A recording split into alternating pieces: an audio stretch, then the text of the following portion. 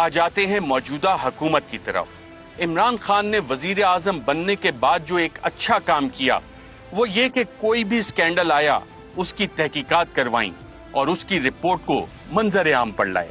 Sugar scandal के बारे में वजीर आजम इमरान खान ने खुद कहा कि 100 अरब रुपए का स्कैंडल है।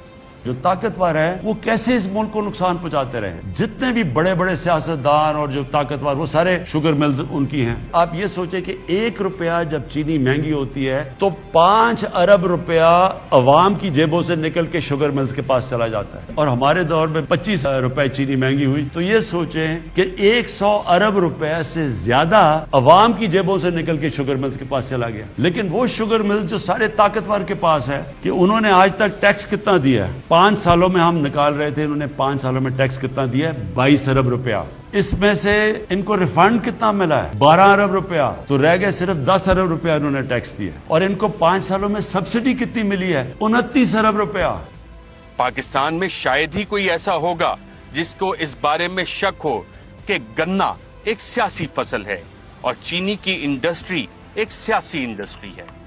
पाकिस्तान की ज्यादातर शुगर मिल्स सियासतदानों की मलकियत हैं और ये सब किसी एक पार्टी में मौजूद नहीं, बल्कि जो भी पार्टी बरसरे इक्तदार हो, शुगर माफिया के नुमाइंदे उस काबीना में मौजूद होते हैं।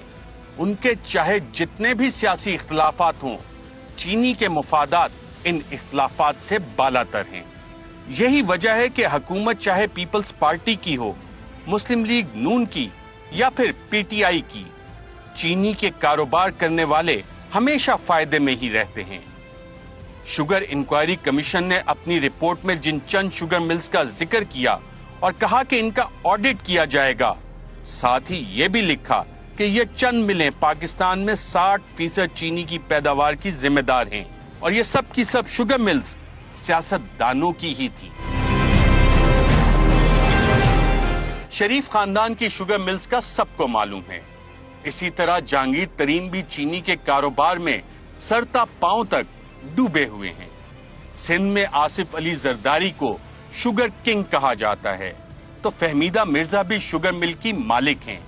RYK ग्रुप में मखदूम खुसरो बख्तियार का खानदान, मुनस इलाही और चौधरी मुनीर पार्टनर्स हैं।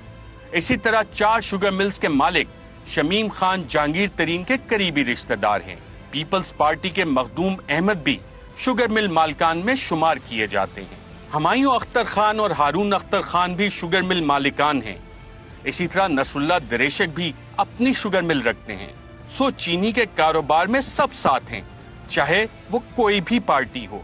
चीनी का कारोबार सबसे ऊपर है इनके लिए और आज तक 1 रुपया इनसे रिकवर ना हो सका। वजीर आजम के मुशीर बराए एहतसाब शहजाद अकबर के मुताबिक IPP कमीशन रिपोर्ट में 5 खरब के स्कैंडल की निशानदही की गई। 5100 अरब है ये, 5100 अरब, ये 5 ट्रिलियन शायद बन जाता है, जिसमें से तकरीबन 3200 अरब जो है वो सब्सिडीज़ की मद में इसमें गया है, बिकॉज कॉन्ट्रैक्ट इस तरह के हैं कि उसमें सब्सिडी की मद में है। सर्कुलर डेट की मद में को 1900 अरब है और 400 अरब इसका तकरीबन सालाना नुकसान है एक्सचेकर को। इसी तरह गंदम कमीशन रिपोर्ट में 5.35 अरब रुपए की तो सिर्फ बेज़ाब्ती की निशानदही की गई है। पेट्रोलियम कमीशन ने सारे बहरान से फायदा उठाने वाली कंपनियों के बारे में तखमीना दिया कि 6 से 8 अरब रुपया तो चंद कंपनियों ने चंद दिन में बनाया, जबकि PSO को 7 अरब रुपए का नुकसान हुआ। 250 अरब रुपए की तेल की स्मगलिंग भी इसी केस में सामने आई। कंपटीशन कमीशन ऑफ पाकिस्तान ने सीमेंट कार्टेल से मुतालिक अपनी रिपोर्ट में लिखा कि मई, जून और अगस्त 2020 के माह में सीमेंट कंपनियों ने 40 अरब रुपए से जायद सार्फिन की जेबों से निकाले। Gas infrastructure development cess GIDC में एक ऑर्डिनेंस के जरिए बड़ी कंपनियों को 400 अरब रुपए हड़प करने की इसी हुकूमत ने इजाजत दी, मगर बाद में सुप्रीम कोर्ट में हुकूमत ने केस जीता और 400 अरब रुपए सुप्रीम कोर्ट ने बचाए। रावलपिंडी रिंग रोड में इमरान खान ने जाती तौर पर एक्शन लिया और 26 अरब रुपया इजाफी लागत बचाई।